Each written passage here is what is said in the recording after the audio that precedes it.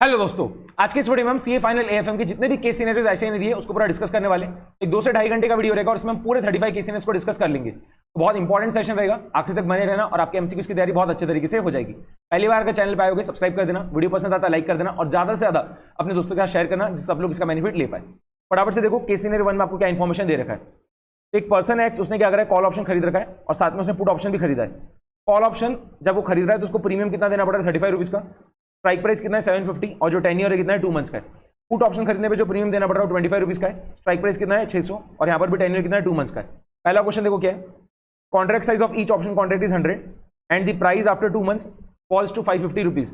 The net pay of X will be. X ने call option और put option खरीदा है तो स्टार्टिंग में प्रीमियम देना पड़ेगा। एक शेयर के पीछे कितना प्रीमियम देना पड़ेगा, 35 प्लस 25 यानी कितना होगा, 60 रुपीज। तो 100 शेयर पे जो प्रीमियम देना पड़ेगा वो कितना रहेगा, 60 मल्टीप्लाइड बाय 100 यानी क्या होगा, 6000। तो स्टार्टिंग में जो कैश का आउटफ्लो क्या हो रहा है, 6000 रुपए का हो रहा है। अब 2 महीने के बाद अगर शेयर प्राइस 550 रुपए रहता है तो 550 के 750 से तो कम है तो क्या होगा, कॉल ऑप्शन लैप्स हो जाएगा।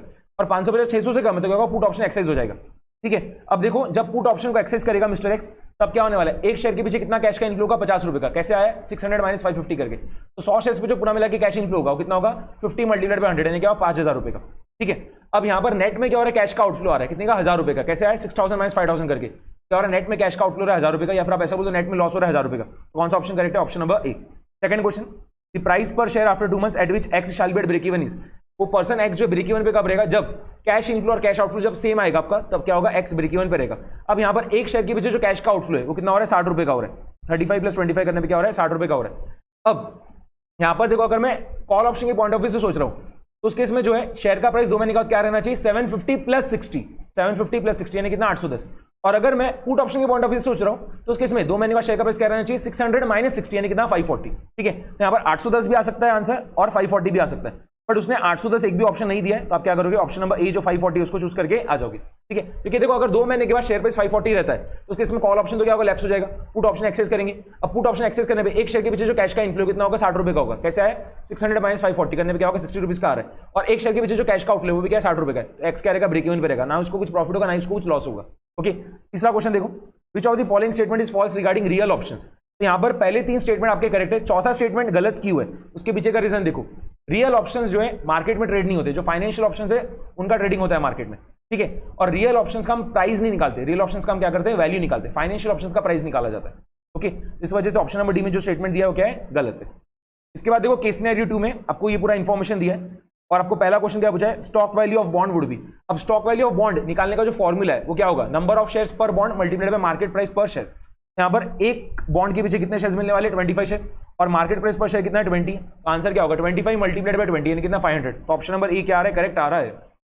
Second question, the percentage of downside risk based on market price of convertible bond is.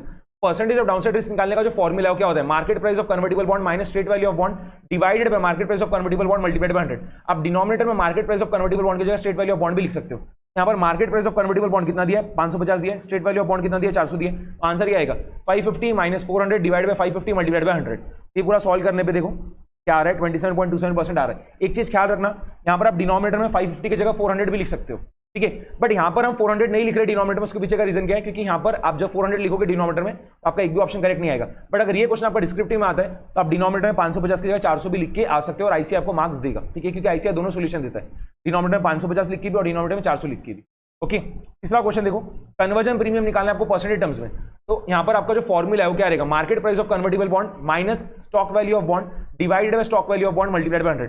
Market price of convertible bond जो है कितना है, 550 है, and stock value of bond जो हमने ऑलरेडी फर्स्ट वाले क्वेश्चन में निकाला था कितना आया था, 500। आंसर क्या आएगा, 550 minus 500 divide by 500 multiplied by 100। ये करने पे क्या होगा, आपका 10% आ रहा है। ठीक है, बाद में फोर्थ क्वेश्चन क्या है, conversion parity price of the stock is. Conversion parity price निकालने का जो फॉर्मूला ख्याल रख लो, क्या होता है, market price of convertible bond divided by number of shares पर बॉन्ड। क्या हो जाएगा, 550 डिवाइडेड बाय 25। ये करने पे क्या होगा, 22 आएगा। कौन सा ऑप्शन करेक्ट है, option number C. Conversion parity price का मतलब क्या होता है वो मैं आपको एक्सप्लेन कर दे रहा हूं, ध्यान से सुनना। कन्वर्जन पैरिटी प्राइस मतलब स्टॉक का वो प्राइस जिस पे स्टॉक वैल्यू ऑफ बॉन्ड जो किसके बराबर है, आपके market price of convertible bond के बराबर है। तो अगर मैं कन्वर्जन पैरिटी प्राइस जो उसको एक्स मान लेता हूं, मेरा जो स्टॉक वैल्यू ऑफ बॉन्ड है वो क्या होगा, 25 मल्टीप्लाइड बाय एक्स होगा, और किसके बराबर चाहिए मुझे, market price of convertible bond के बराबर। तो 25x इज इक्वल टू 550। तो x क्या होगा, 550 डिवाइड बाय 25 यानी कितना, 22। मैंने यहाँ पर आपको पूरा कॉन्सेप्ट भी एक्सप्लेन किया है। नेक्स्ट क्वेश्चन, यहाँ पर केस सिनेरियो 3 जो है उसमें आपको कुछ इन्फॉर्मेशन दिया है। क्वेश्चन देखो क्या है, पहला standard deviation of mutual fund axis. यहाँ पर आपको जो मैट्रिक्स दिया उसको हम यूज में ले रहे हैं। यहाँ पर मैट्रिक्स में क्या दिख रहा है कि म्यूचुअल फंड एक्स का जो वेरिएंस है वो कितना है 4.400 है। तो स्टैंडर्ड डिवीजन क्या होगा 4.400 का स्क्वायर रूट, वो करने पे कितना आएगा 2.0976 आ जाएगा।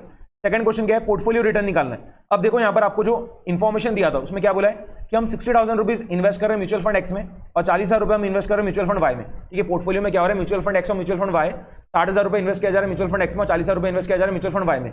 अब पहले क्या करो, वेट निकाल लो। म्यूचुअल फंड एक्स का वेट जो है वो क्या होगा 60,000 डिवाइड बाय 1 लाख यानी कितना होगा 0.6।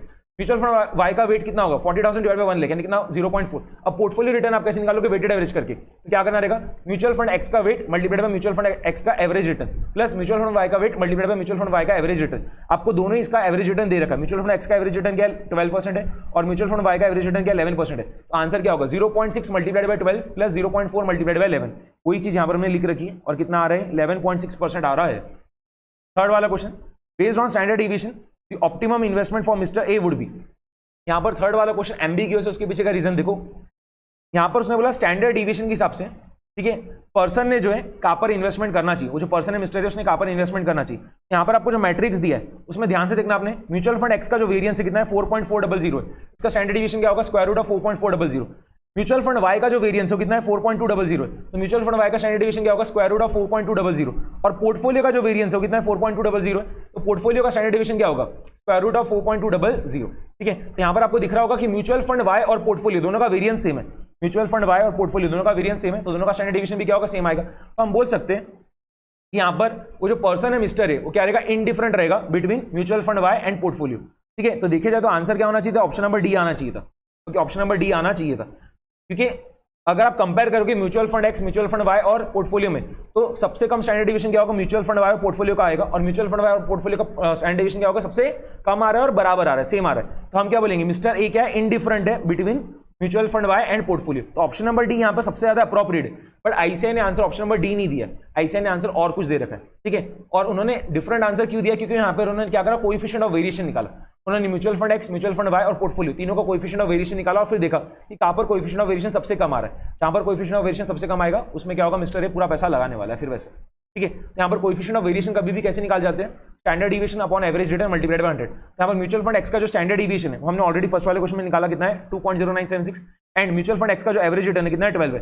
तो कोएफिशिएंट ऑफ वेरिएशन क्या होगा 2.0976 डिवाइड बाय 12 मल्टीप्लाइड बाय 100, ये करने पे कितना आ रहा है 17.48 आ रहा है। फिर म्यूचुअल फंड वाई का आप क्या करो कोएफिशिएंट ऑफ वेरिएशन निकालो, तो म्यूचुअल फंड वाई का स्टैंडर्ड डिवीजन क्या होगा 4.200 का स्क्वायर रूट। ठीक है, तो कितना आएगा आपको 2.0494 आएगा। एवरेज रिटर्न क्या है म्यूचुअल फंड वाई का 11 है, तो 2.0494 डिवाइड बाय 11 मल्टीप्लाइड बाय 100, ये करने पे क्या हो रहा है 18.63 आ रहा है। और पोर्टफोलियो का कोएफिशिएंट ऑफ वेरिएशन क्या होगा, पोर्टफोलियो का जो वेरिएंस है 4.200, तो स्टैंडर्ड डिवीजन क्या होगा स्क्वायर रूट ऑफ 4.200 जो कि क्या आएगा 2.0494 आएगा। एंड पोर्टफोलियो का जो रिटर्न है वो हमने ऑलरेडी सेकंड वाले क्वेश्चन में निकाला कितना 11.6 है, तो डिनोमिनेटर में आप 11.6 लिख दो, तो 2.0494 डिवाइड बाय 11.6 मल्टीप्लाइड बाय 100, ये करने पे क्या हो रहा है 17.66 आ रहा है। अब चेक करो कहां पर आपका कोएफिशिएंट ऑफ वेरिएशन सबसे कम आया, तो 17.48 जो यहाँ पर लोएस्ट वैल्यू है, तो हम क्या बोलेंगे जो पर्सन है उसने क्या करना चाहिए म्यूचुअल फंड एक्स में पूरा पैसा लगाना चाहिए। तो ऑप्शन नंबर बी क्या है करेक्ट है। ठीक है, यहाँ पर हमने केस सिनेरियो 3 जो ये भी पूरा कंप्लीट कर लिया। अब केस सिनेरियो 4 में देखो क्या इन्फॉर्मेशन दी आपको, पी लिमिटेड जो है क्या कर रही है क्यू लिमिटेड को अक्वायर कर रही है। तो पी लिमिटेड यहाँ पर अक्वायरिंग कंपनी और क्यू लिमिटेड क्या है टारगेट कंपनी। इन दोनों कंपनीज के बारे में आपको कुछ इन्फॉर्मेशन यहाँ पर दे रखा है। बाद में स्वैप रेशियो निकालने के लिए जो पैरामीटर्स यूज में आएंगे और उनके क्या क्या वेट लेना है वो भी आपको यहाँ पर नीचे दे रखा है। पहला क्वेश्चन देखो क्या है, the swap ratio based on given weights will be. यहाँ पर देखो यहाँ पर जो पैरामीटर्स हो गया अर्निंग्स पर शेयर है, मार्केट प्राइस और बुक वैल्यू है, ये जो तीनों पैरामीटर्स है आपके क्या हायर दी बेटर है। ठीक है, अर्निंग्स पर शेयर भी मार्केट प्राइस पर बुक वैल्यू भी, ये तीनों पैरामीटर्स के आपके हायर दी बेटर है। तो स्वैप रेशियो कैसे निकलेगा, पैरामीटर का value in target company divide by parameter का वैल्यू इन एक्वायरिंग कंपनी। तो यहाँ पर हम क्या करेंगे अर्निंग्स पर share market price per share और बुक वैल्यू पर शेयर टारगेट कंपनी का भी और एक्वायरिंग कंपनी का भी निकाल लेते हैं। तो यहाँ पर मार्केट प्राइस पर शेयर तो आपको दे रखा है दोनों का, बुक वैल्यू पर शेयर भी दे रखा है, अर्निंग्स पर शेयर दिया नहीं तो हम निकाल लेंगे। अर्निंग्स पर शेयर कैसे निकलेगा profit after tax divide by number of shares outstanding करके। तो यहाँ पर देखो जो एक्वायरिंग कंपनी पी लिमिटेड उसका अर्निंग्स पर शेयर क्या रहेगा 10 लाख डिवाइडेड बाय 2 लाख, ये करने में क्या होगा 5 आएगा। और जो टारगेट कंपनी आपका क्यू लिमिटेड उसका अर्निंग्स पर शेयर क्या होगा 3 लाख डिवाइड बाय 50,000, ये करने में क्या हो रहा है 6 आ रहा है। हमने अर्निंग्स पर शेयर जो है दोनों का निकाल लिया। अब देखो स्वैप रेशियो अर्निंग्स पर शेयर के हिसाब से जो है क्या होगा अर्निंग्स पर share of target company divide by earnings पर शेयर ऑफ एक्वायरिंग कंपनी, तो क्या होगा 6 डिवाइड बाय 5। और अर्निंग्स पर शेयर का वेट क्या है 50%, तो क्या होगा 6 बाय 5 मल्टीप्लाइड बाय 50%। वही चीज देखो यहाँ पर हमने लिख रखी है। फिर मार्केट प्राइस पर शेयर के हिसाब से जो है स्वैप रेशियो कैसे निकलेगा market price per share of Q limited divide by market price per share of P limited. ठीक है, मार्केट प्राइस पर शेयर आपको ऑफ टारगेट कंपनी न्यूमरेटर में लिखना पड़ेगा और market price per share of acquiring company आपको denominator में लिखना पड़ेगा। तो क्या होगा 60 डिवाइडेड बाय 75 और उसका वेट कितना है 25%। तो 60 divided by 75 multiplied by 25%, 60 upon 75 multiplied by 25%, वही चीज लिख रखी। और बुक वैल्यू पर शेयर के हिसाब से जो है आपका स्वैप रेशियो क्या होगा, बुक वैल्यू पर share of target company divide by book value पर शेयर ऑफ अक्वायरिंग कंपनी। तो क्या होगा 105 डिवाइडेड बाय 210 और वेट क्या है 25%, तो 105 डिवाइड बाय 210 मल्टीप्लाइड बाय 25%, वही चीज लिख रखी। और इसको जब आप पूरा ऐड वगैरह कर दोगे तो आपका आंसर जो है क्या आ रहा है 0.925 आ रहा है। ठीक है, तो कौन सा ऑप्शन करेक्ट है, ऑप्शन नंबर बी। समझ में आ गया। तो बहुत सिंपल क्वेश्चन है, इस टाइप के क्वेश्चन हमने सुपरसिटी क्वेश्चन में ही बनाए पूरे। सेकंड क्वेश्चन देखो क्या है, based on swap ratio as per assigned weights the total number of shares issued by P limited to Q limited shall be. तो जो अक्वायरिंग कंपनी है वो टारगेट कंपनी के शेयर होल्डर्स को पूरे मिला के कितने शेयर्स इश्यू करेगी वो आपको निकाल के बताना है। यहाँ पर आप क्या करो, सबसे पहले देख लो कि टारगेट कंपनी के कितने शेयर्स आउटस्टैंडिंग है। तो क्यू लिमिटेड के पूरे मिला के कितने शेयर्स आउटस्टैंडिंग है 50,000 और स्वैप रेशियो क्या है आपका फर्स्ट वाले पार्ट में 0.925। तो अब यहाँ पर अक्वायरिंग कंपनी जो पी लिमिटेड उसको कितने शेयर्स इश्यू करना पड़ेगा टारगेट कंपनी के शेयर होल्डर्स को 50,000, 50,000 मल्टीप्लाइड बाय 0.925, ये करने पे क्या आएगा 46,250 आएगा। तो ऑप्शन नंबर ए क्या है करेक्ट है। थर्ड क्वेश्चन देखो क्या है, पोस्ट मर्जर अर्निंग्स पर share of P limited shall B.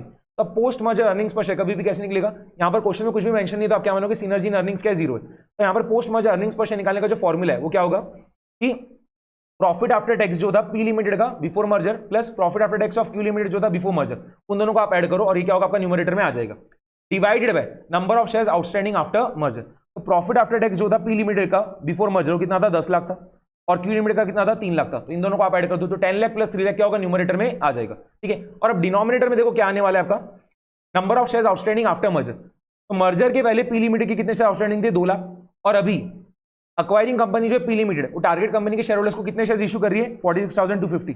अब पूरे मिला के कितने शेयर्स आउटस्टैंडिंग रहेंगे 2 लाख प्लस 46,250, ये क्या होगा आपका डिनोमिनेटर में आ जाएगा। वही चीज देखो यहाँ पर हमने पूरी लिख रखी है, 10 लाख प्लस 3 लाख न्यूमरेटर में आ गया और 2 लाख प्लस 46,250 डिनोमिनेटर में आ गया। सॉल्व करने पे क्या आ रहा है आपका 5.28 आ रहा है।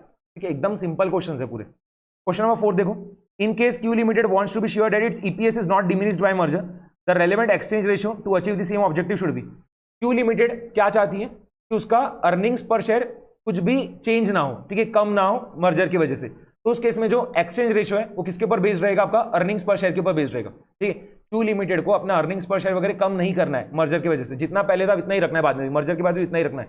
यहाँ पर आपको क्या करना पड़ेगा, जो स्वैप रेशियो एक्सचेंज रेशियो इसके ऊपर बेस्ड रखना पड़ेगा, सिर्फ अर्निंग्स पर शेयर के ऊपर बेस्ड रखना पड़ेगा। ठीक है, तो यहाँ पर आंसर क्या आएगा, अर्निंग्स पर share of target company divided by earnings पर शेयर ऑफ एक्वायरिंग कंपनी, क्या होगा 6 डिवाइडेड बाय 5, ये आपका आंसर है। तो 6/5 करने पे क्या होगा 1.2 आ जाएगा। कौन सा ऑप्शन करेक्ट है, ऑप्शन नंबर बी।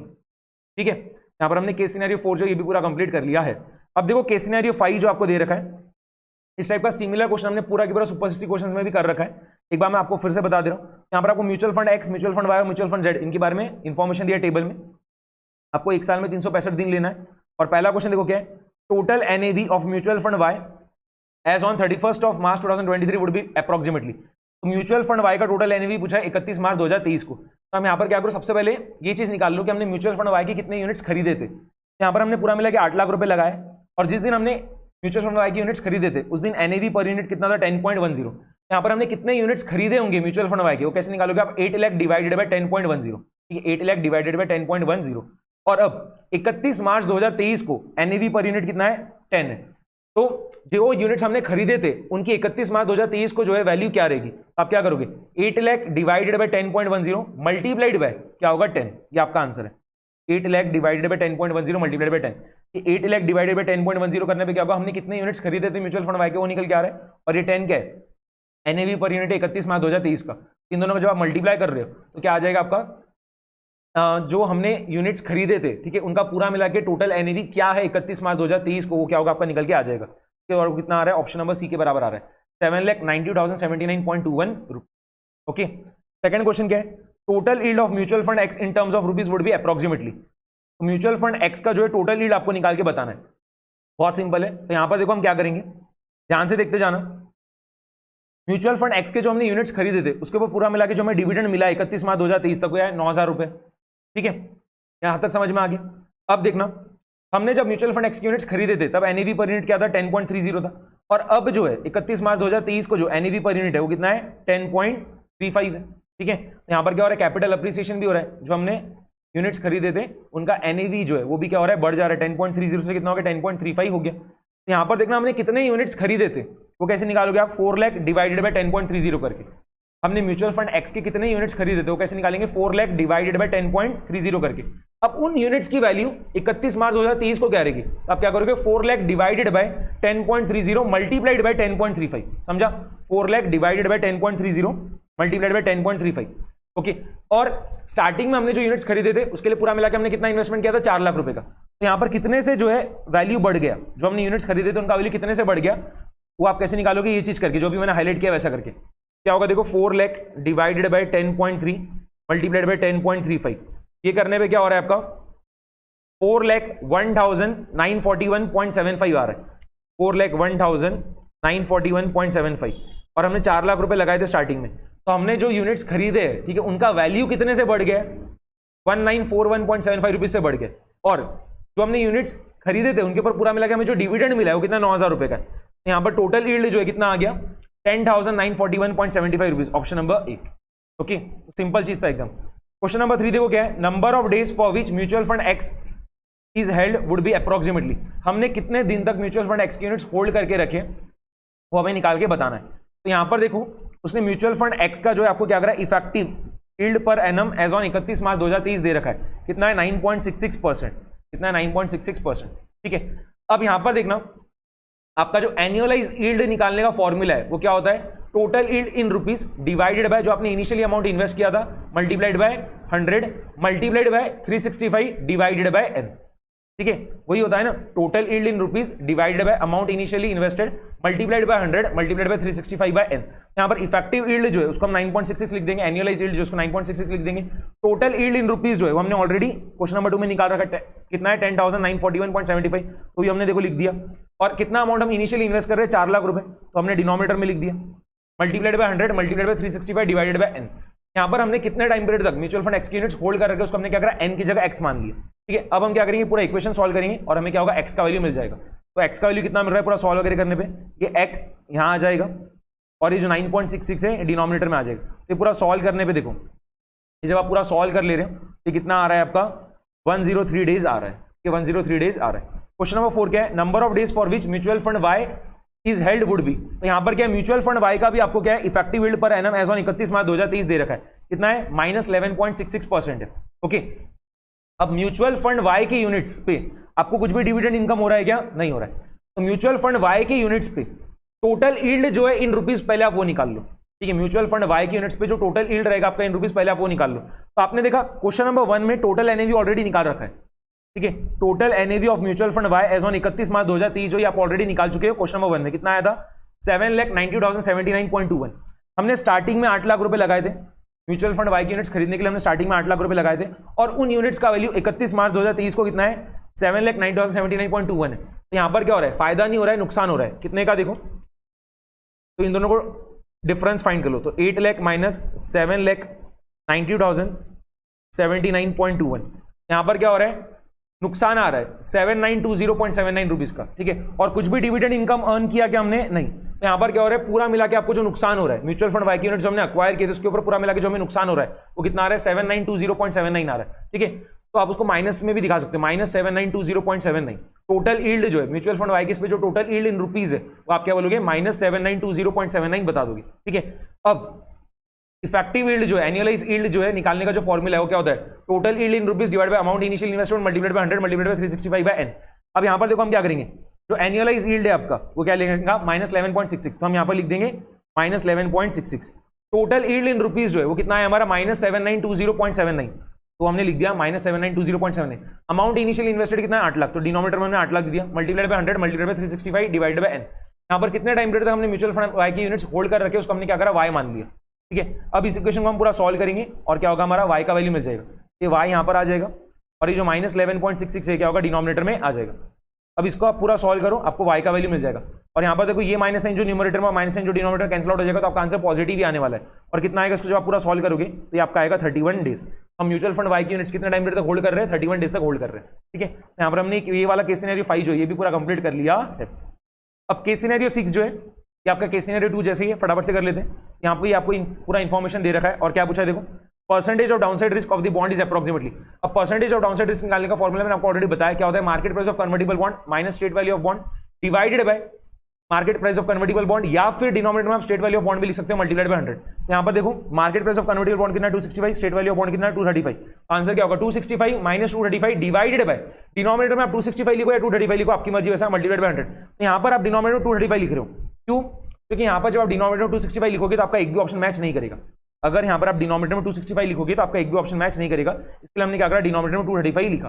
तो लिखने में हमारा जो आंसर है वो क्या हो रहा है 12.77% आ रहा है। बट अगर ये क्वेश्चन आपका डिस्क्रिप्टिव पार्ट में आता है तो आप यहाँ पर डिनोमिनेटर में 235 की जगह 265 भी लिख सकते हो और आपको पूरे मार्क्स मिल जाएंगे। ओके, अब बाद में क्या पूछा है, conversion premium in percentage terms of the bond is. अब कन्वर्जन प्रीमियम परसेंटेज टर्म्स में निकालना है तो फॉर्मूला क्या होता है, market price of convertible bond minus stock value of bond divide by stock value of bond multiplied by 100। अब यहाँ पर सबसे पहले आप स्टॉक वैल्यू ऑफ बॉन्ड निकालोगे और वो कैसे निकलेगा, नंबर ऑफ शेयर्स पर bond multiplied by market price per share. तो नंबर ऑफ शेयर्स पर बॉन्ड कितना 20, मार्केट प्राइस पर शेयर कितना 12। यहाँ पर स्टॉक वैल्यू ऑफ बॉन्ड कितना आ गया 20 मल्टीप्लाइड बाय 12 यानी कितना 240 आ गया, आगे 240 आ गया है। And market price of convertible bond कितना 265। तो कन्वर्जन प्रीमियम जो परसेंट टर्म्स में क्या हो जाएगा 265 minus 240 divided by 240 multiplied by 100, वही चीज लिख रखी है ना। तो इसको सॉल्व करने पे क्या आ रहा है 10.42% आ रहा है। नेक्स्ट क्वेश्चन देखना, conversion parity price of the stock is, formula क्या रहेगा, market price of convertible bond divide by number of shares पर बॉन्ड, क्या हो जाएगा 265 डिवाइडेड बाय 20 कर लो। तो 265 डिवाइडेड बाय 20 करने पे क्या हो रहा है 13.25 आ रहा है। तो हमारा क्वेश्चन नंबर 3 का भी आंसर आ गया। फोर्थ क्या है, if he wants approximately a yield of 15%, the maximum price he should be ready to pay for is.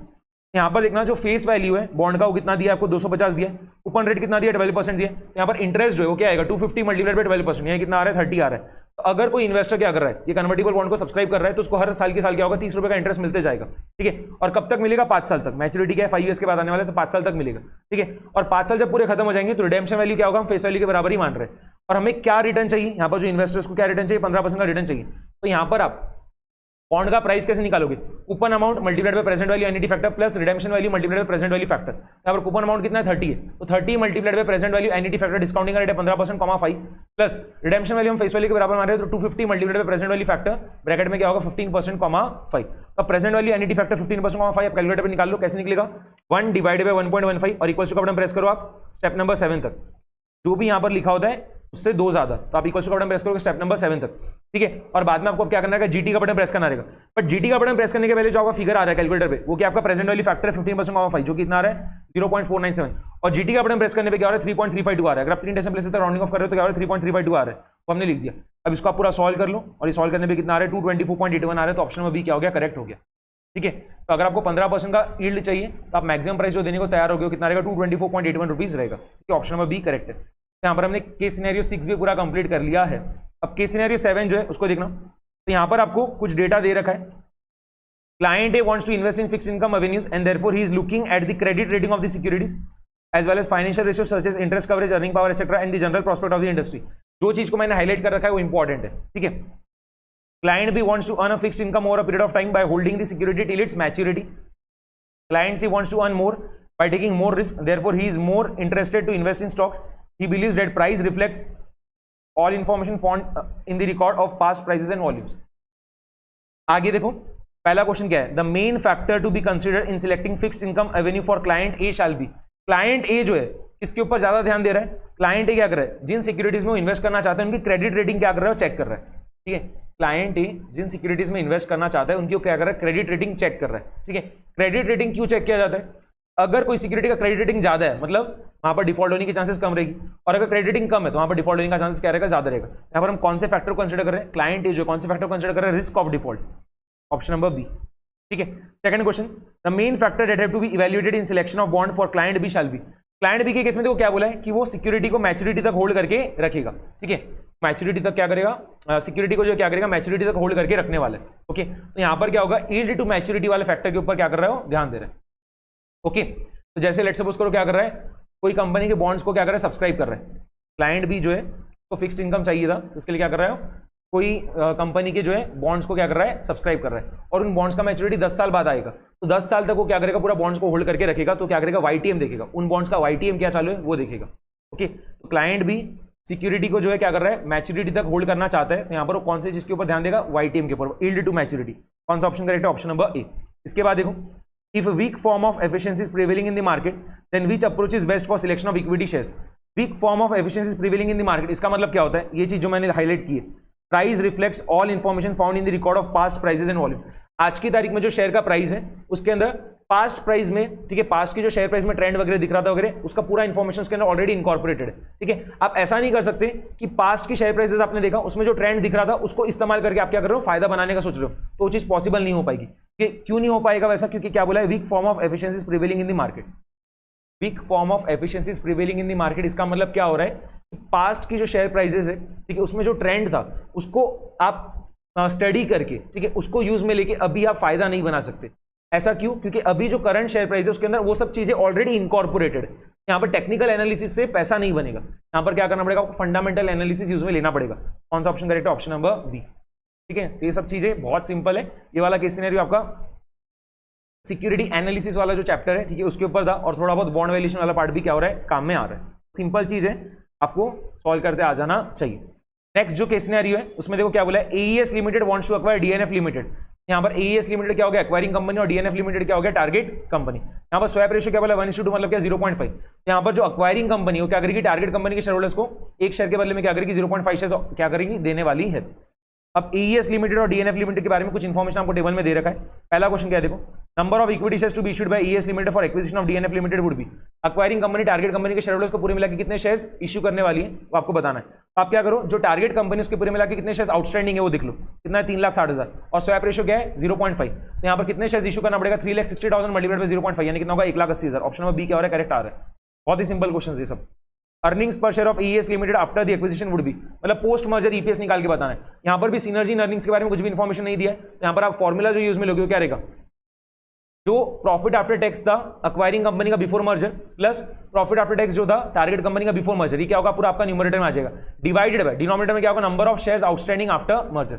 यहाँ पर देखो जो एक्वायरिंग कंपनी एईएस लिमिटेड उसका प्रॉफिट आफ्टर टैक्स कितना था मर्जर के पहले, 36 लाख, और टारगेट कंपनी जो डीएनएफ लिमिटेड उसका प्रॉफिट आफ्टर टैक्स क्या था बिफोर मर्जर, 7,20,000। इन दोनों को आप ऐड कर दो और ये न्यूमरेटर में आएगा, 36 लाख प्लस 7,20,000, ये क्या होगा, न्यूमरेटर में आएगा। डिनोमिनेटर में क्या होगा, number of shares outstanding after merger. तो मर्जर के पहले एक्वायरिंग कंपनी के कितने शेयर्स आउटस्टैंडिंग थे, 12 लाख, और अभी कितने शेयर्स इशू करना पड़ रहा है टारगेट कंपनी के शेयर होल्डर्स को, 1,80,000। तो अब पूरे मिला के कितने शेयर्स आउटस्टैंडिंग करेंगे, 12 लाख प्लस 1,80,000, ये क्या होगा, डिनोमिनेटर में आ जाएगा। वही चीज को हमने पूरा लिख रखा है, 36 लाख प्लस 7,20,000 करने पे क्या होगा, 43,20,000 आएगा, और 12 लाख प्लस 1,80,000 करने पे क्या होगा, 13,80,000 आएगा। तो 43,20,000 डिवाइड बाय 13,80,000, ये करने पे कितना आ रहा है, 3.13 आ रहा है। नेक्स्ट क्वेश्चन देखना, इक्विवेलेंट अर्निंग्स पर share of DNF limited would B. Equivalent earnings पर शेयर जो है टारगेट कंपनी का, वो आप कैसे निकालोगे, जो आपका पोस्ट मर्जर अर्निंग्स पर शेयर है उसको आप क्या करो, स्वैप रेशियो से मल्टीप्लाई कर दो। तो 3.13 मल्टीप्लाइड बाय 0.5, तो 3.13 मल्टीप्लाइड बाय 0.5 करने पे क्या हो रहा है, 1.57 आ रहा है। तो ऑप्शन नंबर सी क्या है यहाँ पर करेक्ट है। फोर्थ क्वेश्चन क्या है देखो, if AES limited P multiple remains unchanged then it's expected market price per share after the acquisition would be. वो बोल रहा है कि जो प्राइस अर्निंग रेशियो है, पी मल्टीपल जो है वो क्या है, अनचेंज है, जितना पहले था मर्जर के पहले उतना ही क्या बाद में भी रहेगा। तो मर्जर के पहले एक्वायरिंग कंपनी का पी रेशियो क्या था, 10 टाइम्स था, वही क्या रहेगा मर्जर के बाद भी रहेगा। और मर्जर के बाद, ठीक है, मर्जर के बाद जो अर्निंग्स पर शेयर है वो हमने ऑलरेडी निकाल रखा है, कितना है, 3.13। सेकंड वाले क्वेश्चन में हमने ऑलरेडी निकाला है कि पोस्ट मर्जर अर्निंग्स पर शेयर कितना है, 3.13, and post merger P ratio में कितना लेना है, 10 ही लेना है, जितना पहले था उतना बाद में लेना है। यहाँ पर बताना मर्जर के बाद एक्वायरिंग कंपनी का जो शेयर प्राइस हो क्या रहेगा, 3.13 मल्टीप्लाइड बाय 10, 3.13 मल्टीप्लाइड बाय 10, ये करने में क्या होगा, 31.3 आएगा। कौन सा ऑप्शन करेक्ट है, ऑप्शन नंबर सी। ठीक है, और इतने सिंपल क्वेश्चंस आ सकते हैं, आप ये मत सोचना कि ये तो इतने सिंपल क्वेश्चंस एग्जाम में नहीं आएंगे, ऐसा नहीं है। ठीक है, आप नवंबर 24 की जो है एमसीक्यूज देख लो, बहुत ज्यादा सिंपल पूछे गए। एमसीक्यूज में मार्क्स बनेंगे, 30 में से 30 भी बन सकते हैं। बस आपको क्या करना है, अपना दिमाग थोड़ा शांत रखना है, जैसा क्वेश्चन में बोल रखा है, जो कॉन्सेप्ट आपको पता है, फॉर्मूला पता है, उसको इस्तेमाल करो, आपका आंसर बनेगा, और आप इजीली 25 मिनट के अंदर पूरे के पूरे एमसीक्यू सॉल्व कर पाओगे। ओके, केस सिनेरियो 9 देखना। यहाँ पर केस सिनेरियो 9 जो है ना, ये थोड़ा सा लेंथी, इसमें कैलकुलेशन वगैरह ज्यादा इन्वॉल्व है। ऐसे है कोई डिफिकल्ट नहीं, सिंपल ही एकदम, फॉर्मूले के ऊपर ही है। इसको मैं थोड़ा बाद में ले लेता हूँ, पहले मैं क्या कर रहा हूँ, आपको केस सिनेरियो 10 बता दे रहा हूँ। ठीक है, केस सिनेरियो 10 ये आपका फॉरेक्स चैप्टर से रीड कर लो एक बार। On 1 October 2023 mister X an exporter enters into forward contract with BNP bank to sell $1,00,000 on 31st December 2023 at 85.40 rupees per dollar. However, due to the request of the importer, Mr. X received the amount on 20th of November 2023. Mr. X requested the bank to take delivery of the remittance on 30 November 2023, that is before due date. Interbanking rates on, यहाँ पर ये गलती से 28 नवंबर लिख के आया है, इसको करेक्ट कर लेना, ये 30 नवंबर रहेगा। The interbanking rates on 30 November 2023 was as follows. आपको स्पॉट रेट दिया है, ठीक है, 30 नवंबर 2030 का जो स्पॉट रेट है वो आपको दे रखा है, और 1 मंथ प्रीमियम के जो स्वैप पॉइंट्स है वो भी आपको दे रखे। नोट में क्या बोला है 365 डेज लेना है ईयर में, और प्रीवेलिंग प्राइम लेंडिंग रेट जो क्या है 12% है। पहला क्वेश्चन आप रीड करो एक बार। The bank may accept the request of customer of delivery before due date of forward contract provided the customer is ready to bear the loss if any consisting of. यहां पर देखो मैं आपको पहले एक बार क्वेश्चन पूरा समझा दे रहा हूं। यहां पर वो जो कस्टमर है मिस्टर एक्स, वो क्या बोल रहा था बीएनपी बैंक को कि हम आपको $1,00,000 बेचेंगे, कब? 31 दिसंबर 2023 को, और उसके लिए क्या हो रहा है, रेट हम आज की तारीख में फिक्स करके रख लेते हैं, और वो रेट क्या है 85.40 rupees per dollar. Okay, but क्या हुआ, मिस्टर एक्स को जो है $1,00,000 पहले ही मिल गए। कब मिल गया? नवंबर मंथ में आ गए, नवंबर मंथ के एंड में आ गए। तो मिस्टर एक्स क्या हो रहा है, बीएनपी बैंक के पास आ रहा है और बोल रहा है कि हमारे को क्या हुआ, 31 दिसंबर की जगह आज अभी क्या हो रहा है 30 नवंबर को क्या हो गया, डॉलर मिल गए। ठीक है, $1,00,000 मिल गए। तो आप क्या करो, आज की तारीख में हमारे पास से आप खरीद लो, ड्यू डेट के पहले ही खरीद लो, 31 दिसंबर आने के पहले आप क्या करो, आज की तारीख में मतलब 30 नवंबर को क्या करो, आप हमारे पास से $1,00,000 खरीद लो। ठीक है, अब देखो बैंक जो है, बीएनपी बैंक जो है वो $1,00,000 पहले ही खरीदने को तैयार हो जाएगी, प्रोवाइडेड अगर कुछ भी स्वैप लॉस वगैरह आ रहा होगा या interest on outlay of funds आ रहा होगा, जो भी फिक्स चार्जेस अगर वो कस्टमर देने को तैयार है तो उस केस में क्या होगा, बैंक तैयार हो जाएगी। ठीक है, तो यहाँ पर कौन सा ऑप्शन करेक्ट है, देखो ऑप्शन नंबर डी। अगर वो जो कस्टमर है मिस्टर एक्स, वो अगर फिक्स चार्जेस देने को तैयार है, स्वैप लॉस का जो भी रहेगा वो पैसा देने को अगर वो तैयार रहेगा, और interest on outlay of funds का जो भी रुपया रहेगा वो देने को तैयार रहेगा, तो उस केस में क्या होगा, बैंक तैयार हो जाएगी। ठीक है, तो यहाँ पर हमने पहला क्वेश्चन कर लिया। In case of early delivery bank shall charge interest on outlay of fund at rate not less than, उस टाइम पे जो भी लैंडिंग रेट चालू है, ठीक है, प्राइम लैंडिंग रेट जो चालू है उससे कम नहीं हो सकता, तो 12% रहेगा। ठीक है, 12%। प्रीवेलिंग प्राइम लैंडिंग रेट कितना है उस टाइम पे, 12% है ना। यहाँ पर आंसर क्या आएगा आपको, ऑप्शन नंबर सी आएगा। Okay, in case of early delivery bank shall charge interest on outlay of fund at a rate not less than prevailing prime lending rate, और यहाँ पर क्या है वो 12% है। यहाँ पर ऑप्शन नंबर सी क्या रहेगा आपका, करेक्ट रहेगा। क्वेश्चन नंबर 3 देखो क्या है, स्वैप डिफरेंस फॉर $1,00,000 इज। अब स्वैप डिफरेंस निकालने के लिए कभी भी आपको बैंक के पॉइंट ऑफ व्यू से सोचना पड़ता है। यहाँ पर देखो क्या हो रहा है, वो जो बैंक है बीएनपी बैंक, उसको क्या हो रहा है 31 दिसंबर की जगह क्या हो रहा है 30 नवंबर को $1,00,000 मिल जा रहे हैं। ठीक है, बीएनपी बैंक क्या कर रही है 31 दिसंबर की जगह क्या कर रही है 30 नवंबर को क्या कर रही है, मिस्टर एक्स जो है कस्टमर के पास $1,00,000 खरीद ले रही है। ओके, अब वो जो $1,00,000 बीएनपी बैंक खरीदेगी वो अपने पास नहीं रखेगी, उसको क्या करेगी, उस दिन जो भी स्पॉट रेट रहेगा उस पर क्या करेगी, बेच देगी। बीएनपी बैंक क्या करने वाली है, जो भी 30 नवंबर को स्पॉट रेट रहेगा उस पर क्या करेगी, वो $1,00,000 बेच देगी। यहां पर देखो स्पॉट रेट क्या है 85.22/85.27, तो डॉलर बेचने का रेट क्या है 85.22 है। ठीक है, तो जो $1,00,000 बीएनपी बैंक को मिलेगा कस्टमर के पास से, वो बीएनपी बैंक क्या करेगी, हाथों हाथ बेच देगी, जो भी स्पॉट रेट है उस पर बेच देगी, तो 85.22 के भाव से बेच देगी। और साथ में देखो क्या करना पड़ेगा, अभी बेचा ना, ठीक है, जो भी स्पॉट रेट है उस पर क्या करेगा, $1,00,000 बेचा। ओके, अब क्या करेगी, सेम डेट को 30 नवंबर को क्या होगा, बीएनपी बैंक एक फॉरवर्ड कॉन्ट्रैक्ट में भी एंटर करेगी, जिसमें वो क्या करने वाली है, फॉरवर्ड कॉन्ट्रैक्ट में लॉन्ग पोजीशन बनाएगी। 1 मंथ फॉरवर्ड कॉन्ट्रैक्ट में क्या करेगी, लॉन्ग पोजीशन बनाएगी। ठीक है, अब यहां पर देखो लॉन्ग पोजीशन बना रही मतलब यहां पर क्या करना है, खरीदने का रेट देखना है आपको। ठीक है, खरीदने का रेट देखना है, तो यहां पर 1 मंथ प्रीमियम के आपको स्वैप पॉइंट्स दे रखे क्या है 10/15 है। ठीक है, यहां पर स्वैप पॉइंट्स के आपके लो हाई है, 10 छोटा नंबर है 15 बड़ा नंबर है, तो यहां पर आपके स्वैप पॉइंट्स का लो हाई है, आपको क्या करना रहेगा, ऐड करना रहेगा। ठीक है, तो 85.22 में जब आप 10 ऐड करोगे तो क्या आएगा 85.32 आएगा, और 85.27 में जब आप 15 ऐड करोगे तो क्या होगा 85.42 आएगा। ठीक है, तो 30 नवंबर के दिन बीएनपी बैंक क्या कर रही है, $1,00,000 जो उसको कस्टमर के पास से मिला, मिस्टर एक्स के पास से मिला, उसको क्या कर रही है, स्पॉट रेट पे बेच दे रही, और बेचने का रेट क्या है 85.22 है। और साथ में उसी दिन सेम दिन ही 30 नवंबर को क्या करेगा, बीएनपी बैंक क्या करेगी, फॉरवर्ड कॉन्ट्रैक्ट में एंटर करेगी, उसमें क्या करेगी, लॉन्ग पोजीशन बनाएगी। ठीक है, 1 मंथ फॉरवर्ड कॉन्ट्रैक्ट खरीदेगी, तो यहाँ पर खरीदने का जो रेट है वो क्या है 85.42 है, 85.42 है। तो यहाँ पर आप देखो 85.42 पे फॉरवर्ड कॉन्ट्रैक्ट में एंटर किया जा रहा है। ठीक है, यहाँ पर 85.42 पे क्या हो रहा है, 1 मंथ फॉरवर्ड कॉन्ट्रैक्ट खरीदा जा रहा है, ये बाइंग का है। ओके, और स्पॉट रेट पे बेचा जा रहा है $1,00,000, और वो क्या रेट पे बेचा रहा है 85.22, ये सेलिंग का रेट है, ये बाइंग का रेट है 85.42, और ये क्या सेलिंग का रेट है। तो यहाँ पर क्या हो रहा है, नुकसान आ रहा है, कितने का, देखो 85.42 माइनस 85.22 कितना आ रहा है 0.2, $1 के पीछे 0.2 रुपीज का नुकसान, तो $1,00,000 पे कितना मल्टीप्लाई कर दो 1 लाख से, कितना आ रहा है 20,000 रुपए। यहाँ पर हमने स्वैप लॉस जो है निकाल लिया, कितना आ रहा है 20,000 रुपीज, इतना सिंपल है। ठीक है, तो आपको ये चीज ध्यान रखना है। देखो मैं एक बार फिर से बता रहा हूँ कि बीएनपी बैंक को क्या हो रहा है 30 नवंबर को क्या हो रहा है, मिस्टर एक्स के पास से $1,00,000 मिल जा रहा है। बीएनपी बैंक क्या कर रही है, मिस्टर एक्स के पास से $1,00,000 जो क्या कर रही है 30 नवंबर को ही खरीद ले रही। अब जो उसने $1,00,000 खरीदा है बैंक ने, वो क्या करेगी, बैंक हाथों हाथ उसी दिन क्या करेगी, जो भी स्पॉट रेट है उस पर बेच देगी, और साथ में उसी दिन 30 नवंबर के दिन क्या करेगी, 1 मंथ फॉरवर्ड कॉन्ट्रैक्ट को क्या करेगी, खरीदेगी। उसने स्पॉट रेट पे डॉलर्स बेचा ना, ठीक है, अब क्या करेगी 1 मंथ फॉरवर्ड कॉन्ट्रैक्ट खरीदेगी। ओके, तो 1 मंथ फॉरवर्ड कॉन्ट्रैक्ट खरीदने का जो रेट हो गया 85.42, ये खरीदने का रेट है, और स्पॉट रेट पे जो डॉलर्स बेचा गया वो क्या 85.22 है। ये खरीदने का रेट है, बाइंग का रेट था 85.42, और ये सेलिंग का रेट है, बाइंग का रेट ज्यादा है सेलिंग का रेट से, तो क्या होगा स्वैप लॉस आएगा। $1 के पीछे कितना नुकसान हो रहा है, 85.42 माइनस 85.22 यानी कितना 0.2 रुपीज का। तो $1,00,000 पे कितना नुकसान होगा, 20,000 रुपए का, वो हमने पूरा निकाल लिया। Okay, interest on outlay of funds shall be approximately, ये भी देखो हम पूरा कैसे निकालेंगे, ध्यान से देखना। तो यहां पर देखो बैंक क्या कर रही है, $1,00,000 मिस्टर एक्स के पास से खरीद रही है। बैंक जो है बीएनपी बैंक जो है क्या कर रही है, मिस्टर एक्स के पास से $1,00,000 खरीद रही है, क्या रेट पे, 85.40 के रेट पे। ठीक है, तो यहां पर 85.40 के रेट पे क्या हो रहा है, बैंक जो है बीएनपी बैंक क्या कर रही है, मिस्टर एक्स के पास से $1,00,000 खरीद रही है। और देखो सेम डेट को ही 30 नवंबर को क्या हो रहा है, बैंक क्या कर रही है, वो जो $1,00,000 उसने खरीदा मिस्टर एक्स के पास, उसको क्या कर रही है, जो भी स्पॉट रेट है उस पर बेच दे रही है। तो 85.22 के बेस पे क्या कर रही है, बेच दे रही है। तो 85.40 पे खरीदा बैंक ने, 85.40 पे खरीदा और बाद में 85.22 पे क्या कर रही है, बेच दे रही। जब खरीदेगी तो क्या होगा, आउटफ्लो होगा फंड्स का। जब बीएनपी बैंक मिस्टर एक्स के पास से डॉलर्स खरीदेगी तब क्या होगा, आउटफ्लो होगा फंड्स का। ठीक है, तो 85.40 के भाव पे खरीद रही तब क्या होगा, आउटफ्लो होगा। और जब बेचेगी स्पॉट रेट पे, जब बेचेगी तब क्या होगा, इनफ्लो फंड्स होगा। 85.22 पे जब बेचेगी तब क्या होगा, इनफ्लो फंड्स होगा।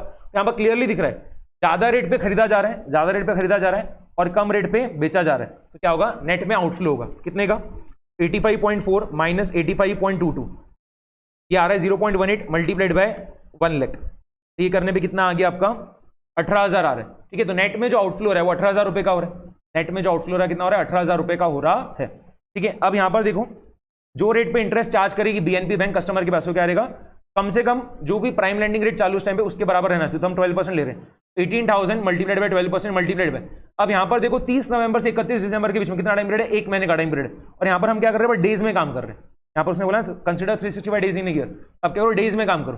तो 30 नवंबर से 31 दिसंबर के बीच में कितना टाइम पीरियड है, 31 दिन का। तो मल्टीप्लाइड बाय 31 डिवाइड बाय 365, तो कितना आ रहा है, 183.45 आ रहा है, 183.45। तो interest on outlay of funds जो है कितना आ रहा है, 183.45 आ रहा है, तो नियरली इक्वल्स टू 183। और यहां पर क्या होगा, 183 रुपीज का इंटरेस्ट जो है क्या होगा, बीएनपी बैंक चार्ज करेगी कस्टमर के पास से। तो 183 रुपीज क्या होगा, वो जो कस्टमर है मिस्टर एक्स उसको देना पड़ेगा बीएनपी बैंक को। ओके, और बाद में क्या, net inflow to mister X is approximately. तो मिस्टर एक्स जो है, वो जो कस्टमर है मिस्टर एक्स, वो क्या कर रहा है, 85.40 के रेट पे $1,00,000 बेच दिया, उसको कितना आ जाएगा, देखो 1 लाख मल्टीप्लाइड बाय 85.40 कितना आ रहा है, 85,40,000। अब मिस्टर एक्स को जो है क्या करना पड़ेगा, 20,000 रुपए जो है क्या करना पड़ेगा, बीएनपी बैंक को देना पड़ेगा। स्वैप लॉस का जो 20,000 रुपए देना पड़ेगा। ठीक है, तो 85,40,000 में से क्या होगा, 20,000 चले गए, और साथ में ये जो interest on outlay of funds का 183 रुपीज है वो भी देना पड़ेगा, माइनस 183 और कर दो, कितना आ रहा है, 85,19,817, 85,19,817। ऑप्शन नंबर सी क्या हो रहा है, करेक्ट आ रहा है। हर आंसर मैंने यहां पर आपको बाजू की बाजू में लिख के दे रखा है। ओके, ये क्वेश्चन आपको डिस्क्रिप्टिव में भी पूछ सकता है 8 मार्क वगैरह के लिए। ठीक है, तो बहुत सिंपल क्वेश्चंस होते हैं, स्टेप्स वगैरह ख्याल रखो, इजीली आपका आंसर बन जाएगा। और ऑलरेडी मैंने बहुत डिटेल में वहां पर डायग्राम वगैरह बना के आपको सुपर सिटी क्वेश्चंस में पूरा समझा के भी दिया है। ओके, अब देखो केस सिनेरियो 11 जो इसको सॉल्व कर रहे हैं, ये आपका मल्टीलैटरल नेटिंग के कॉन्सेप्ट के ऊपर बेस्ड क्वेश्चन है और सिर्फ एकमात्र क्वेश्चन है पूरे आईसीआई के रिसोर्सेज में। एक बार पढ़ लो आप। यहां पर देखो यूएस पेरेंट कंपनी की सब्सिडीज है फ्रांस में, जर्मनी में, यूके में और इटली में। और यहां पर क्या बोला, the amount due to and from the affiliates is converted into common currency that is US dollars and entered in the following matrix. यहां पर उसने मैट्रिक्स वगैरह भी आपको बना के दिया है। ओके, आपको खुद से बनाना नहीं है। उसने जो कॉमन करेंसी, जो सेटलमेंट करेंसी, वो भी बता दिया क्या लेना है आपको, यूएस डॉलर लेना है। जनरली क्या होता है, कभी भी जो भी कंट्री में पेरेंट कंपनी सिचुएटेड है, ठीक है, उस कंट्री का जो होम करेंसी उसको हम क्या करते हैं, सेटलमेंट करेंसी लेते हैं। ठीक है, कॉमन करेंसी लेते हैं। यहाँ पर पेरेंट कंपनी कहां पर है, यूएस में सिचुएटेड है, और यूएस का जो होम करेंसी वो क्या रहेगा, यूएस डॉलर रहेगा। इसके लिए हमने क्या करा, कॉमन करेंसी यूएस डॉलर को लिया। तो जो भी ट्रांजेक्शन हो रहे उसको हमने क्या करा, पहले जो सेटलमेंट करेंसी हमारा जो कॉमन करेंसी यूएस डॉलर उसमें कन्वर्ट कर लिया, और बाद में हमने क्या करा, मैट्रिक्स बना लिया। ये हमने क्या करा, ये वाला मैट्रिक्स बना लिया है। आगे, the treasurer of US parent company suggesting that by applying multilateral netting system the company can save a lot of transfer oblique exchange cost, the company's board agreed with the treasurer's proposal. ठीक है, पहला question देखो क्या है, before applying multilateral netting it is necessary to apply. Multilateral netting apply करने के पहले कभी भी बायलैटरल नेटिंग तो आपको अप्लाई करना ही पड़ेगा, ये चीज ख्याल रखना। ऑप्शन नंबर बी क्या है, यहां पर करेक्ट है। अब यहां पर देखो फ्रांस जो है, ये मैट्रिक्स को हम कैसे समझते हैं पूरा देखना।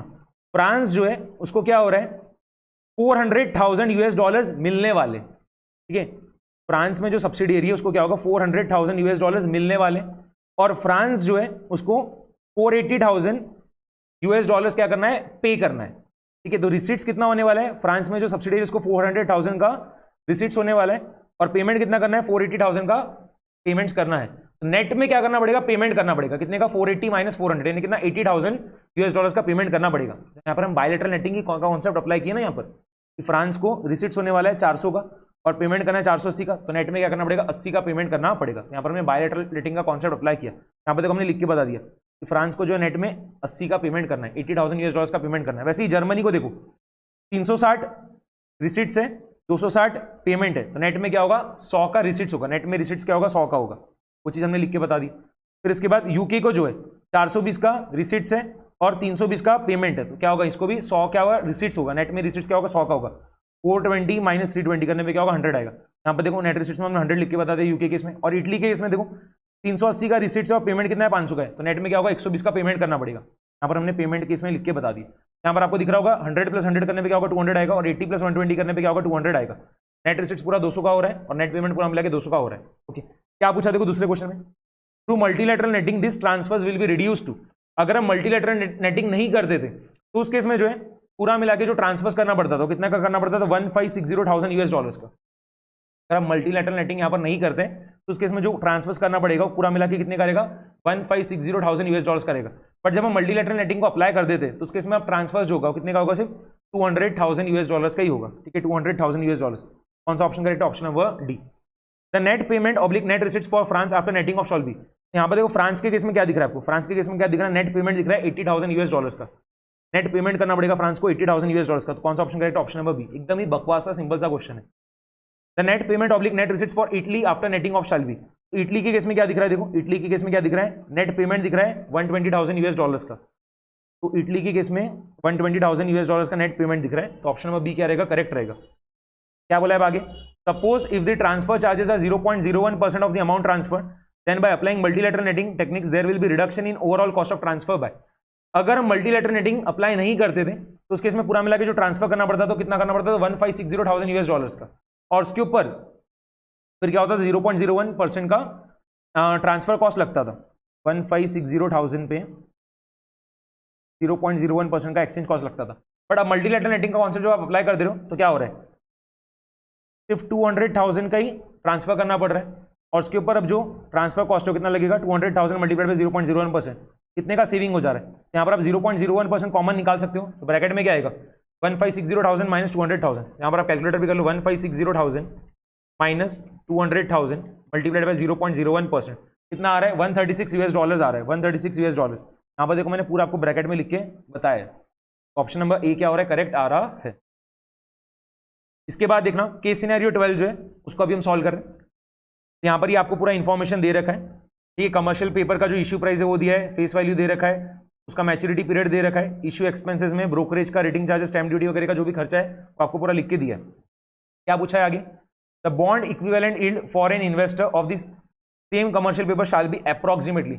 अब बॉन्ड इक्विवेलेंट यील्ड निकालने का जो फॉर्मूला है वो ख्याल रखना क्या होता है, देखो फेस वैल्यू, ठीक है, जिसको हम एफ से डिनोट करते हैं, और जो इश्यू प्राइस है उसको हम डिनोट करते हैं पी से। फॉर्मूला जो आपका बनेगा वो क्या रहेगा, F minus P upon P multiplied by 100 multiplied by maturity period आपको मंथ्स में दिया तो क्या करेंगे, multiplied by 12 upon N. Values put करो, आंसर आ जाएगा। क्या होगा, 1 lakh minus 97,550 divided by 97,550 multiplied by 100 multiplied by 12/3। वही चीज हमने किया है पूरा, देख लो आप कि हर जगह मैंने यहाँ पर आंसर लिख के दिया ही आपको। तो जब आप पूरा सॉल्व कर रहे हो तो कितना आ रहा है, 10.05% आ रहा है। आगे effective interest rate per annum of same commercial paper shall approximately भी।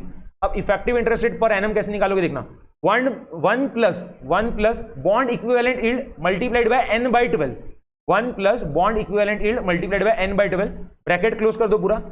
पावर में क्या आएगा, 12 अपॉन n आएगा -1। ठीक है, तो पहले ब्रैकेट ओपन करो और लिखो 1 plus bond equivalent yield multiplied bye n by 12, bracket close. Power में क्या आएगा, 12 अपॉन n आएगा और फिर बाद में -1। यहाँ पर बॉन्ड इक्विवेलेंट यील्ड क्या है, 10.05% है, तो डेसिमल में क्या लिखोगे आप, 0.1005। तो क्या आएगा, देखो ब्रैकेट के अंदर 1 प्लस 0.1005 मल्टीप्लाइड बाय 3/12। देखो ब्रैकेट के अंदर वो चीज लिखा हमने, whole to the power. Power में क्या आएगा, 12 अपॉन n, यानी क्या 12 अपॉन 3। पावर में क्या आएगा, 12 अपॉन 3 -1। तो पहले इसका वैल्यू पूरा निकाल लो, क्या आएगा देखो, 0.1005 मल्टीप्लाइड बाय 3/12 प्लस 1। ये आपका कितना आ रहा है, 1.025125। इसका पावर 4, 12 अपॉन 3 यानी क्या, पावर 4। मल्टीप्लीकेशन का साइन प्रेस किया और बाद में इक्वल्स टू का बटन दबा रहे हैं हम स्टेप नंबर 5 तक। ठीक है, तो यहां पर आपने इसका पूरा वैल्यू निकाल लिया और उसमें से आप क्या कर रहे हो, माइनस कर रहे हो 1, तो क्या आ रहा है आपका 10.44% आ रहा है। सभी का आ गया ना। पहले आप क्या करो, 0.1005 मल्टीप्लाइड बाय 3/12, इसका वैल्यू निकाल लो और उसमें फिर क्या करो 1 ऐड कर दो, कितना हो गया 1.025125, 1.025125।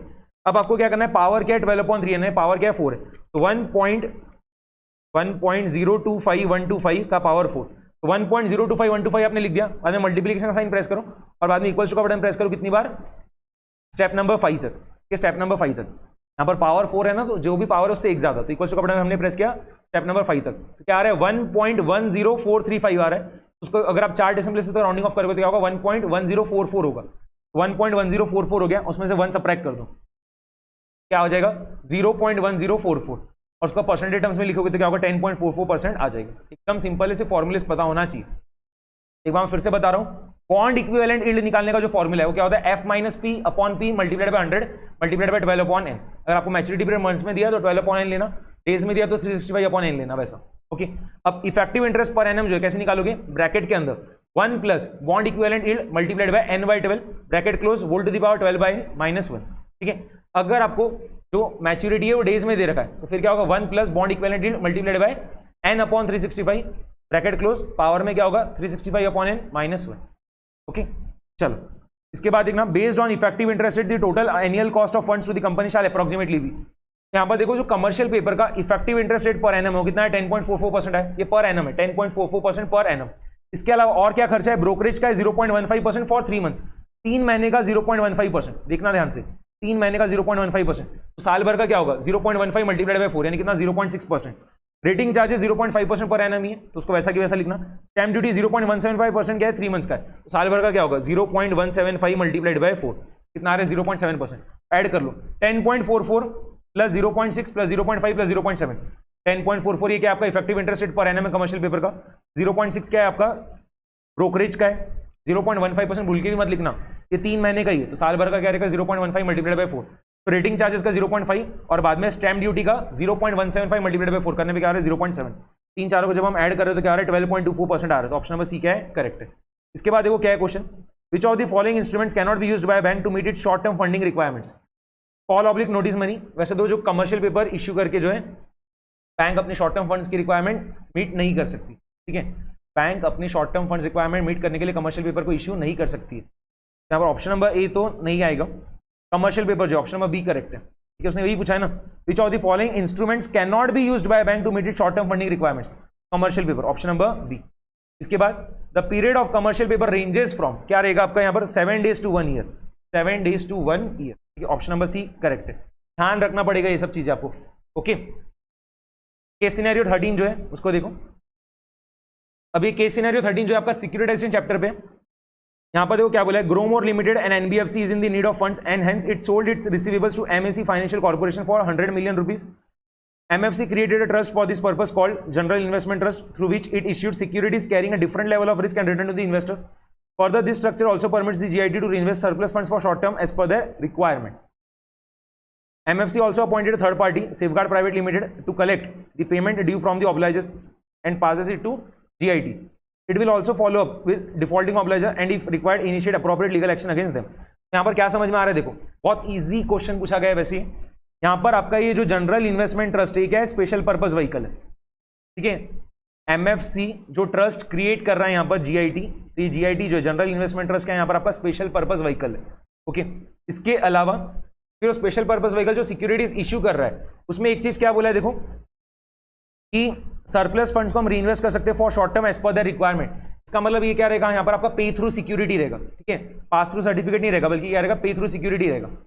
ये वाले लाइन से हमें समझ में आया, पे थ्रू सिक्योरिटी कैसे समझ में आया, ये वाले लाइन से। ठीक है, पास थ्रू सर्टिफिकेट में तो क्या होगा, जैसे जैसे पैसा मिलेगा वैसे वैसे हम इन्वेस्टर्स को पैसा पास ऑन करना रहेगा, तो वहां पर आप फंड्स जो भी रहेंगे उसको आप शॉर्ट टर्म के लिए क्या कर सकते हो, इन्वेस्ट नहीं कर पाओगे। ठीक है, पास थ्रू सर्टिफिकेट्स किसमें, जैसे ही आपको पैसा मिला ऑब्लाइजर्स के पास से वैसे आपको क्या करना पड़ेगा, उसको इन्वेस्टर्स को पास ऑन करना पड़ेगा। बट पे थ्रू सिक्योरिटी में आप वैसा कर सकते हो, वहां पर आप शॉर्ट टर्म के लिए फंड्स को इन्वेस्ट कर पाओगे। ठीक है, यहाँ पर पे थ्रू सिक्योरिटी रहेगा। जो special purpose vehicle securities issue कर रहा है इन्वेस्टर्स को, कौन सा है, पे थ्रू सिक्योरिटी है, पास थ्रू सर्टिफिकेट्स नहीं है। कौन सा है, पे थ्रू सिक्योरिटी। ओके, इसके अलावा यहाँ पर ये सेफगार्ड प्राइवेट लिमिटेड जो है क्या है, रिसीविंग एंड पेइंग एजेंट है। क्या है, रिसीविंग एंड पेइंग एजेंट है। और यहाँ पर जो आपका ओरिजिनेटर है वो कौन है, किसने यहाँ पर स्पेशल पर्पस व्हीकल बनाया, एमएफसी ने, तो यहाँ पर ये आपका ओरिजिनेटर है। ओके, क्या पूछा है, देखो the securitize instrument issued for 100 million rupees by the GIT falls under category of pay through security. Pay through securities का आंसर आईसीआई ने पीछे गलत दिया है, उसको सही कर लेना। कौन सा आंसर आएगा इसका? ऑप्शन नंबर बी आएगा, उन्होंने ऑप्शन नंबर ए दे रखा है जो कि गलत है। ओके, क्वेश्चन नंबर 2 देखो, इन the above scenario the originator is, किसने यहाँ पर स्पेशल पर्पस व्हीकल बनाया? एमएफसी ने। तो ओरिजिनेटर कौन है यहाँ पर? एमएफसी है। यहाँ पर ग्रोमोर लिमिटेड जो है वो ओरिजिनेटर नहीं है, ओरिजिनेटर कौन है? एमएफसी है। ओके, यहाँ पर ऑप्शन नंबर बी करेक्ट आएगा। इसके बाद in the above scenario the general investment trust is an, क्या ये special purpose vehicle? Special purpose vehicle, option number C. बहुत सिंपल केस स्टडी है।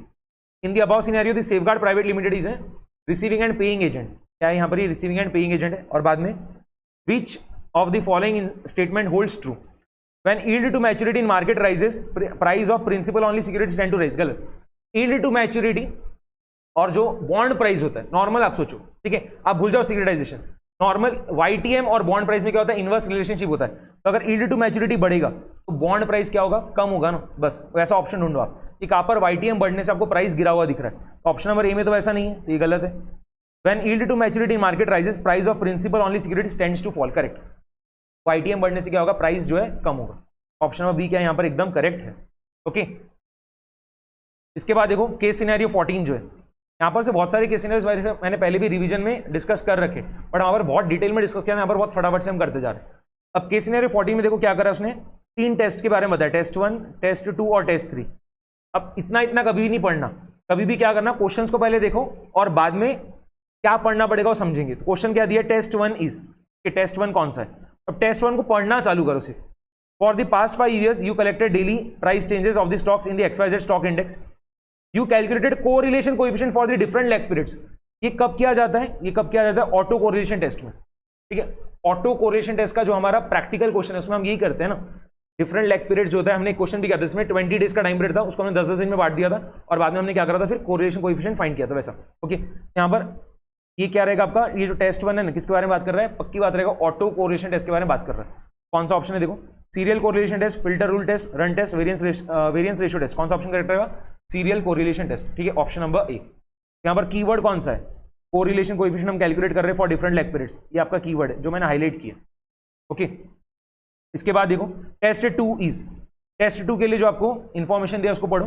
You further investigated the randomness of price changes in the XYZ stock index, analysing the sequence of daily price changes, you count the number of runs.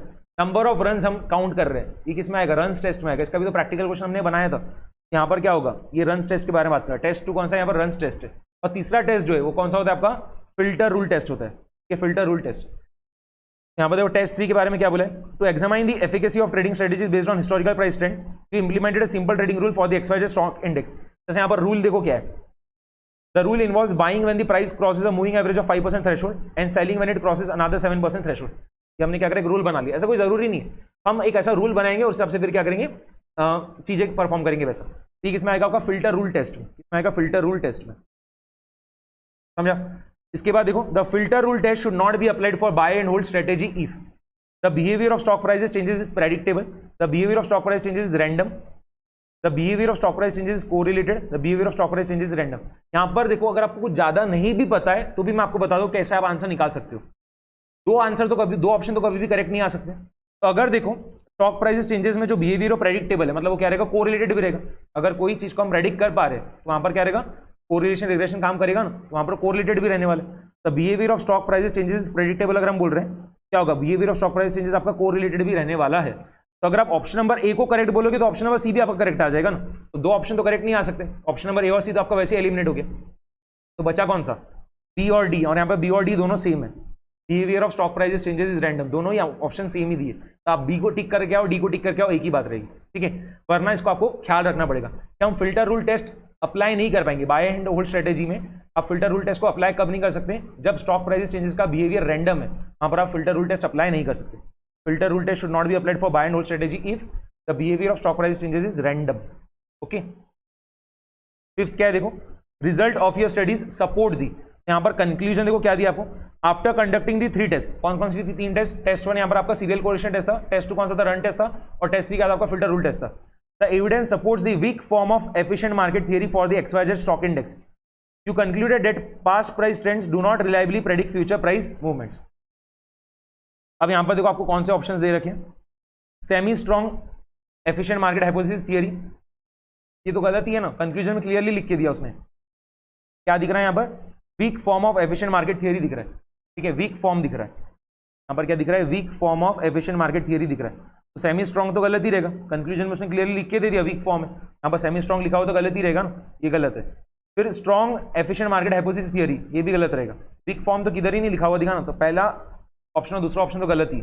मार्कोविट्स theory तो किसमें आएगा आपका, मार्कोविट्स theory यहाँ पर आपका आने ही नहीं वाला है। मार्कोविट्स थियरी तो क्या होता है, पोर्टफोलियो के अंदर आता है आपका, ओके, तो यहाँ पर ये भी गलत है। बच्चा कौन सा आपका, random walk theory, option number C को आपको चूज करके आना रहेगा, और ये थोड़ी चीजें आपको याद भी रखनी पड़ेगी, ओके।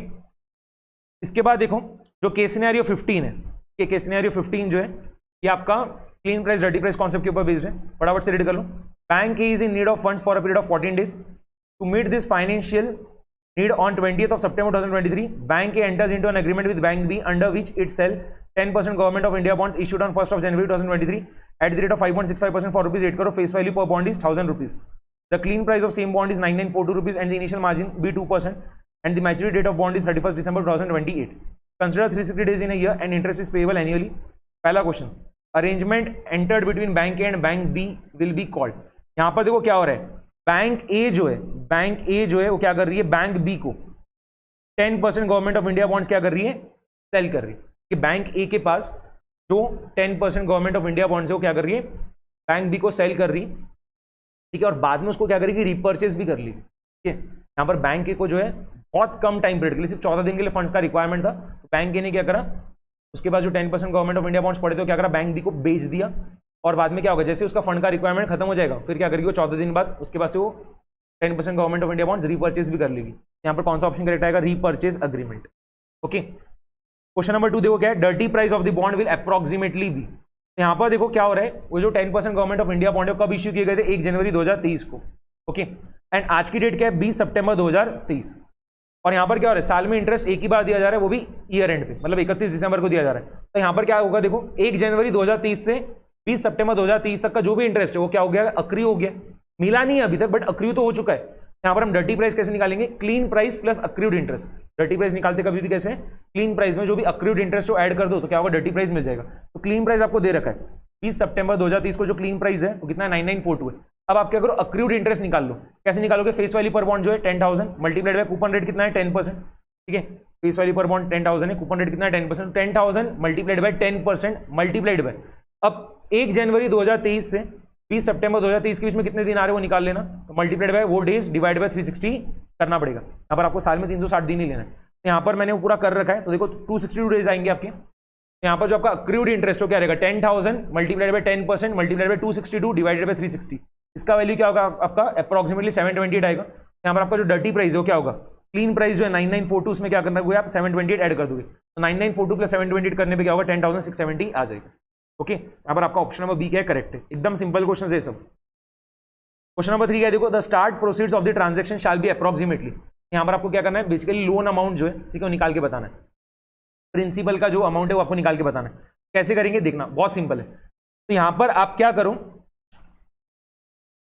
जो 10% government of India bonds bank A bank B को बेच रही है, ठीक है, बैंक ए जो 10% government of India bonds bank B को बेच रही है, उनका पूरा मिला के जो फेस वैल्यू वो कितना है 8 करोड़ है ना, पूरा मिला के जो फेस वैल्यू कितना है 8 करोड़ है, एंड फेस वैल्यू पर बॉन्ड कितना है 10,000 है। पूरे मिला के कितने बॉन्ड्स बेच रही है वो निकाल लो पहले आप, तो क्या होगा 8 करोड़ डिवाइडेड बाय 10,000, पूरे मिला के कितने बॉन्ड्स बेचे जा रहे हैं, बैंक ए जो है पूरे मिला के कितने बॉन्ड्स बेच रही है बैंक बी को, पहले आप वो निकाल लो, तो क्या होगा 8 करोड़ डिवाइडेड बाय 10,000।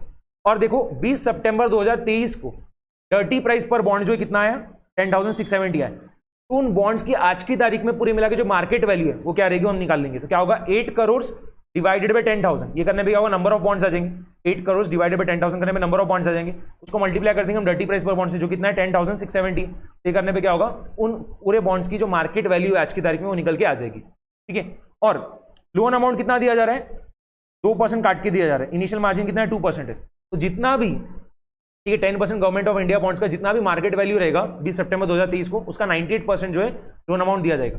अब क्या करोगे मल्टीप्लाइड बाय 98%, जो मैंने आपको बोला पूरा लिखा हुआ है यहाँ पर, देखो नंबर ऑफ बॉन्ड्स कितना रहेगा 8 crore divided by 10,000, dirty price पर बॉन्ड कितना 10,670, तो जब आप इन दोनों को मल्टीप्लाई करोगे नंबर ऑफ बॉन्ड्स, ठीक है, 8 करोड़ डिवाइड बाय 10,000 यानी क्या होगा number of bonds multiply by dirty price पर बॉन्ड, तो क्या होगा 20 सितंबर 2023 को जो मार्केट वैल्यू है 10% गवर्नमेंट ऑफ इंडिया बॉन्ड्स का वो निकल के आ जाएगा। अब जितना भी मार्केट वैल्यू है इतना लोन अमाउंट नहीं दिया जा रहा है, क्या कर रहे हैं उसमें से 2% काट के दे रहे हैं, मल्टीप्लाइड बाय 98%। तो जब आप पूरा सॉल्व कर रहे हो तो कितना आ रहा है आपका 8,36,50,800। ऑप्शन नंबर बी करेक्ट आ रहा है। सिंपल चीज है एकदम, इसके ऊपर बेस्ड भी हमने क्वेश्चन ऑलरेडी करा है। सुपर 60 क्वेश्चंस में आपके हर एक कॉन्सेप्ट के ऊपर बेस्ड क्वेश्चन हो चुका है, बिल्कुल घबराना नहीं है। पहले आपने मैं ये अज्यूम कर ही रहा हूं कि आपने वो वाले वीडियोस को पूरा अच्छे से देख रखा है। ओके, फोर्थ क्वेश्चन क्या है देखो, the second leg of the transaction shall be approximately. Second leg मतलब क्या होगा, सेकंड लेग मतलब क्या होगा, जब 14 डेज का टाइम पीरियड खत्म हो जाएगा, 14 डेज का टाइम पीरियड है ना यहाँ पर, हाँ 14 डेज का टाइम पीरियड जब पूरा खत्म हो जाएगा तो क्या होगा, बैंक ए क्या करेगी, जो लोन का अमाउंट है पूरा रीपे कर देगी और जो 14 दिन का ब्याज है वो भी क्या करेगी, दे देगी। यहाँ पर 14 डेज का जो इंटरेस्ट है वो आप कैसे निकालोगे, लोन अमाउंट कितना है देखो 8,36,50,800 मल्टीप्लाइड बाय यहाँ पर जो इंटरेस्ट रेट हो कितना 5.65% है, 8,36,50,800 multiplied by 5.65% multiplied by 14 divide by 360। ये क्या होगा आपका 14 दिन का इंटरेस्ट चल के आएगा। ये सॉल्व करने में कितना आ रहा है 1,83,804। तब जब पूरे 14 दिन खत्म हो जाएंगे हम क्या करेंगे, जो प्रिंसिपल का है रिपेमेंट करेंगे और बाद में 14 दिन का जो ब्याज है वो भी क्या करेंगे, देंगे। तो पूरा मिला के कितना देना पड़ेगा, प्रिंसिपल का रिपेमेंट कितना 8,36,800 प्लस 1,83,804। देखो इन दोनों को हमने ऐड किया, ये आपका प्रिंसिपल का रिपेमेंट है और ये 14 दिन का ब्याज है। इन दोनों को जब आप ऐड कर रहे हो तो कितना आ रहा है 8,38,36,604। कौन सा ऑप्शन करेक्ट आ गया, ऑप्शन नंबर ए। इसके बाद the amount of accrued interest पर बॉन्ड शैल बी अप्रोक्सीमेटली। ये तो हमारा ऑलरेडी सेकंड वाले पार्ट का जब हम आंसर निकाल रहे थे तब हमने अक्रूड इंटरेस्ट निकाला था, कितना आया था 728 आया था। कौन सा ऑप्शन करेक्ट है आपका, ऑप्शन नंबर ए। ओके, यहाँ पर हमने केस सिनेरियो 15 जो ये भी पूरा कंप्लीट कर लिया है।